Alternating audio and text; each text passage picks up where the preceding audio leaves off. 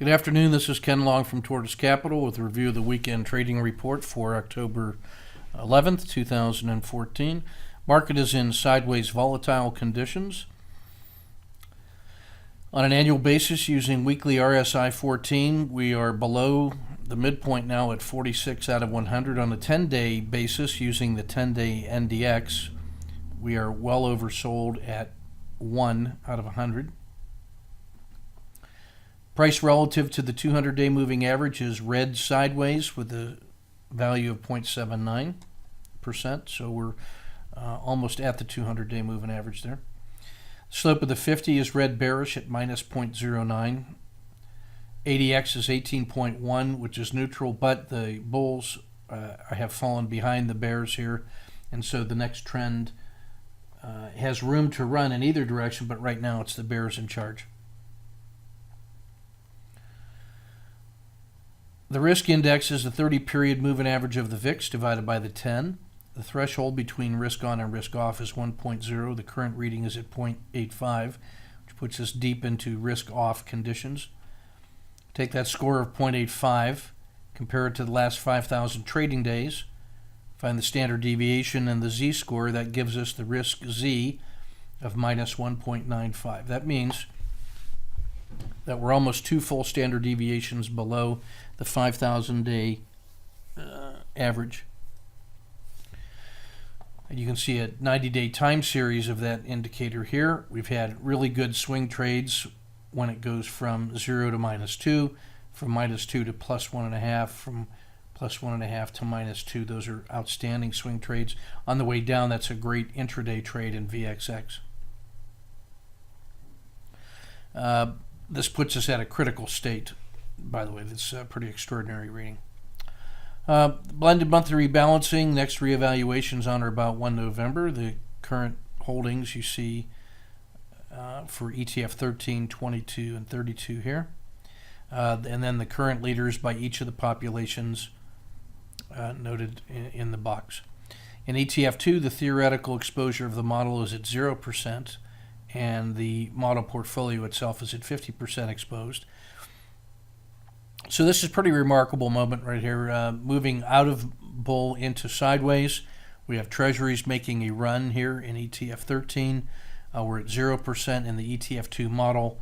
We're at a minus 2 z-score on the risk z, and we just went sideways. So that's pretty extraordinary.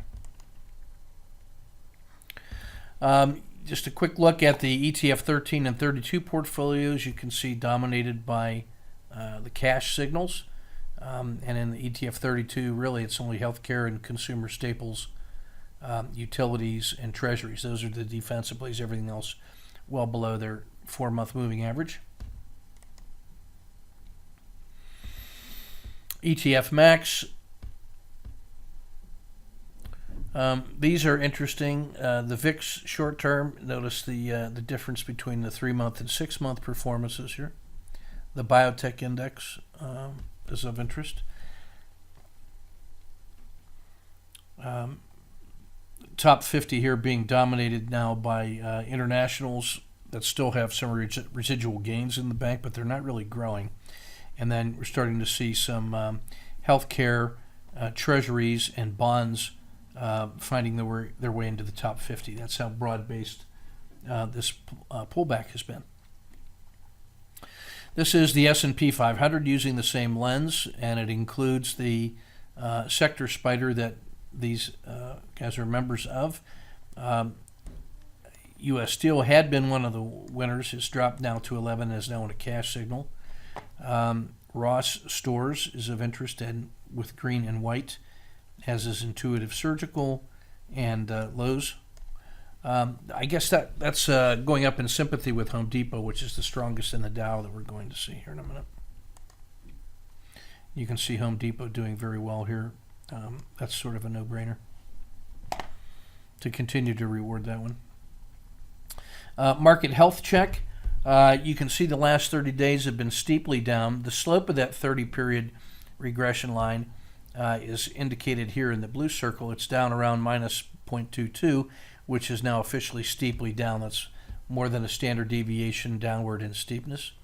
The 10 period also extremely steep. The purple lines represent price targets were to find support here, which it did the last time, that it was around 190, and we had a nice bullish move. This one feels more painful. The fall is twice as far. Well, maybe 1.5 times as far, I should say. We're deep into the red. We are at a Z of -3 down here based on the daily Bollinger Bands. We're more than 3 standard deviations away from the average. You can see the river has rolled over. The river is this dark blue shaded area plus or minus 1 SD on a 30-period Bollinger Band. The floodplain is the lighter shaded blue, and that's a 30-period Bollinger Band plus or minus 2. The dragon is now fallen out of the river. That's the pinkish ribbon-looking indicator here. That's a 10-period Bollinger Band plus or minus a half. So it's about 6 times more adaptive than the river.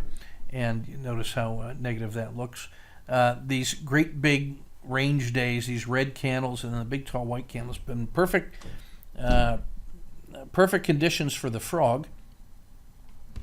And now what we're going to see is whether or not this support level down here around 190 can hold, and we'll see what happens. We're deeply oversold, but we're in sideways conditions, so that's not a buy signal in the channeling. The jaws of PPO have continued to open and get wider to the downside. Notice how useful that signal was back in here on this first big red candle day when that violated that swing low. That's when those jaws really opened to the downside. And it's been a week ever since.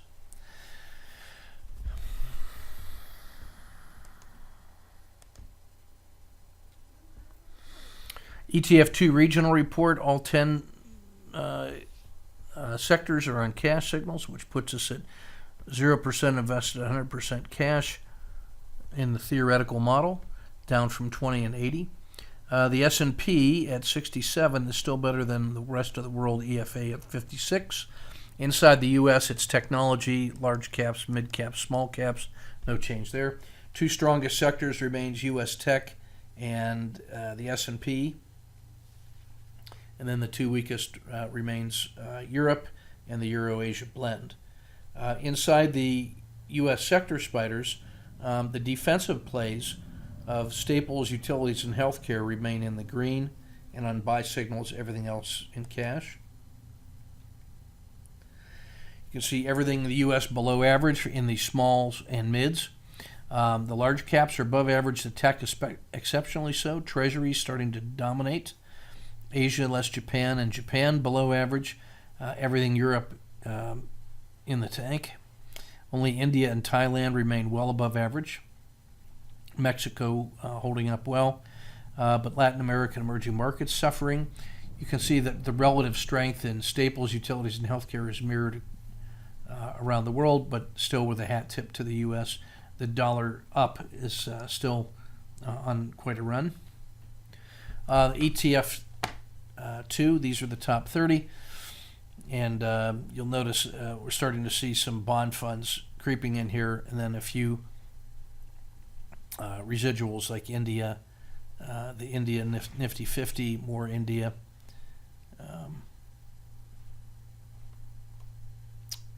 I like these that are green and white. So the Power Shares Dollar Index bullish, UUP, is green and white. The midterm futures in the VIX, green and red. The high yield munis, green and white. More bonds, green and white. So you're seeing the fixed incomes now moving in as equities withdraw. Inside the Dow, Nike and Home Depot have maintained the top position. Coca-Cola had quite a day on Friday while the rest of the market was suffering. That could be a new leader here. Travelers, DuPont, Walmart, and Merck continuing to march their way north. United Tech and Caterpillar both suffering. McDonald's in the yellow and red is starting maybe an earlier turnaround. And then Visa and Boeing, white and then yellow, also maybe early in their stages of turnaround. Some reference. Shifting to the daily report. You can see just how volatile we have become. ADX starting to rise with bears fully in charge. Some channeling and overreaction signals. The 5 days down on DuPont, a 551W in McDonald's, and then plenty in the auto framer to choose from. The 10-day min pain are those that are the least, that have pulled back the least on a percentage basis from their 10-day high. So that's relative strength leaders in that sense. Procter & Gamble, Coke, Walmart, Travelers, and Verizon. And then these max pains are the ones that have lost the most from their 10-day high. Former leaders Intel, Cisco, DuPont, Caterpillar, and 3M. Plenty of channeling and overreactions to choose from in the Dow, a 5DD and DuPont, and then half a dozen qualities signals in the auto framer. You've got 3 firing on RSI2. DuPont should be of interest to us. It's a 1 here. 3.5 to 1 on the auto framer. It's a max pain. It's a 5DD. It's a channeling and overreaction. Intel as well. It has been a longer-term leader, but it's been slaughtered here lately. It's 9 on RSI2, 2.2 to 1 on the auto framer, a max pain, a channeling, and an overreaction. Coca-Cola and Procter & Gamble kind of bucked the trend on Friday on a day when Microsoft was down 4% and 3M was down 3.5% and Intel was down 5%. Coke was up 1 1/3. Procter & Gamble up 1.2%. So let's look for some follow-through, see if we can't get on that trend if it continues to be defensive leaders.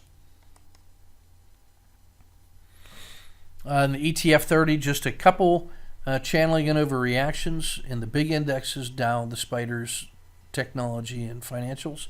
And then almost 10 to choose from on the auto framer.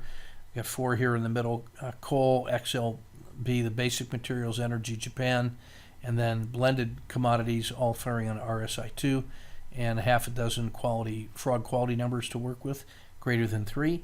And Brazil looking to be of interest, in my view, with a fraud quality of 3.4, and then a big loss on Friday at minus 4.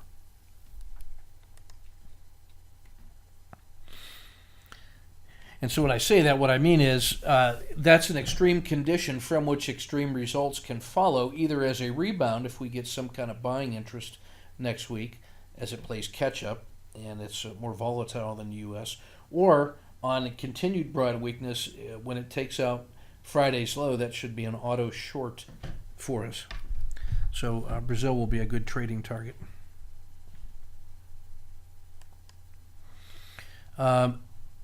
Plenty of goodies to choose from in the auto framer and in the regression line fractal framework. And you can see that Coke, Home Depot, Nike, Procter & Gamble, Walmart, these tend to be those relative strength leaders, and this shows you how many ATRs above their long-term fair value these seem to be, treating the RL270 as the long-term fair value. And we'll just flash through a few reference charts. You can see that slope of the 30 is now below 1 standard deviation. The signal to get long on this again would be when the slope of the 30 crosses its own 10-period moving average. That hasn't happened yet. We're not close. See the shift in volatility here.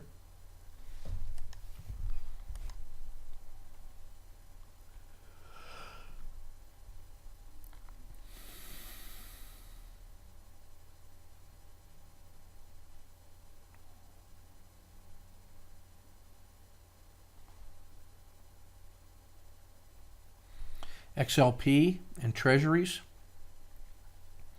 holding on pretty well here with weakness across the board everywhere else.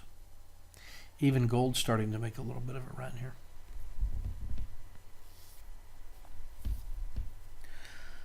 The last time we had a sell-off like this, we have to look back about 6 months when you had the 10-period regression line down around -2 sigma. That's where it was back here.